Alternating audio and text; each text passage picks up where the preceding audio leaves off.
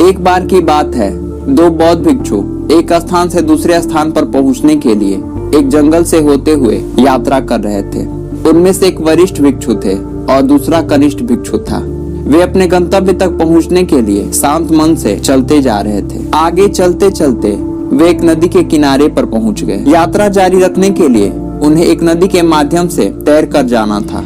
जब दोनों भिक्षु नदी पार करने की तैयारी कर रहे थे, तभी उन्होंने देखा कि वहीं नदी के किनारे पर एक बहुत ही खूबसूरत स्त्री बैठी है, जो उस नदी को पार करने के लिए सोच रही है, क्योंकि वह तैरना नहीं जानती थी। दो भिक्षुओं को नदी के किनारे खड़ा देख उस महिला ने दोनों भिक्षुओं से अनुरोध किया कि वे उसे अपनी पीठ पर बिठाकर नदी को पार करा दें।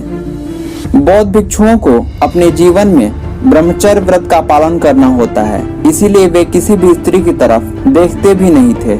उन्हें महिलाओं की तरफ देखना सख्त मना किया गया था। दोनों भिक्षुओं ने एक दूसरे की ओर देखा, क्योंकि वहां पर उस स्त्री को स्पर्श करने की बात थी। दोनों ने एक पल के लिए सोचा, फिर उनमें से कनिष्ठ भिक्षु ने उस महिला को नदी पार कराने से विनम्रता पूर्वक मना कर दिया। लेकिन वृद्ध भिक्षु बिना कुछ कहे आगे बढ़े और महिला को अपनी पीठ पर बिठाकर नदी के उस पार ले गए तथा उसे नदी के दूसरी तरफ किनारे पर छोड़कर अपनी यात्रा को आगे बढ़ाने के लिए चलने लगे। इधर कनिष्ठ भिक्षु को विश्वास ही नहीं हो रहा था कि अभी क्या हुआ है। अपने साथी के साथ फिर जुड़ने के बाद वह बिना एक शब्द कहे अवाक चलता रहा। कनिष्ठ भिक्षु अपने वृद्ध भिक्षु साथी का वह व्यवहार देख स्तब्ध हो गया था। वह यह सोचना बंद ही नहीं कर पा रहा था कि उसके साथी ने कैसे एक स्त्री को स्पर्श कर अपने व्रत को तोड़ दिया था। अब 1 घंटे बीत चुके थे। वे दोनों आगे की यात्रा के लिए चलते जा रहे थे। उनके बीच एक शब्द भी बात नहीं हो रही थी, बस वे चलते जा रहे थे। 2 घंटे बीत गए और फिर 3, लेकिन उनके बीच कोई संवाद नहीं हुआ। आखिरकार अंत में कनिष्ठ भिक्षु अपने आप को और अधिक नहीं रोक सका और उसने वरिष्ठ भिक्षु से पूछा, क्या मुझे आपसे एक सवाल पूछने की अनुमति है?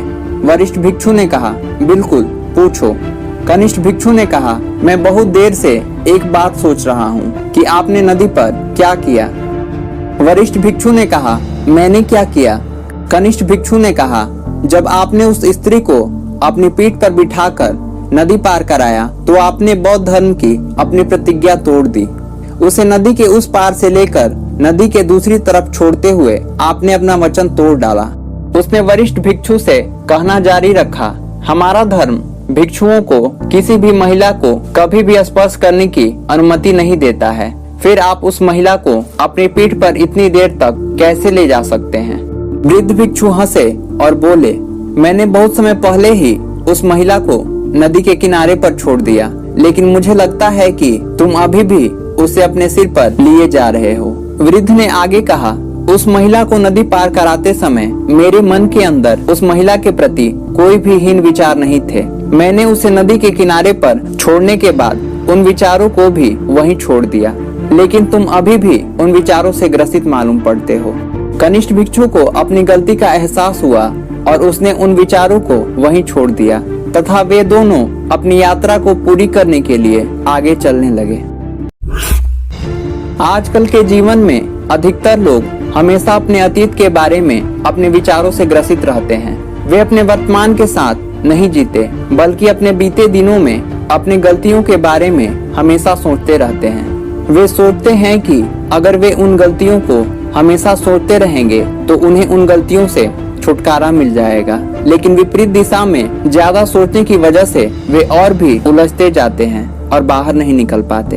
इन दुखों से बाहर निकला जा सकता है, इन विचारों को छोड़ा जा सकता है, लेकिन उसके लिए सबसे पहले इन नकारात्मक विचारों को छोड़ देना होगा और अपने वर्तमान स्थिति में अपने जीवन में होने वाले कार्यों में लगे रहना होगा और धैर्य रखना होगा। धीरे धीरे इसी तरह के जीवन को जीने की आदत पड़ जाएगी और आप स्वच्छ शांत हर एक दुखों से बाहर निकल जाएंगे।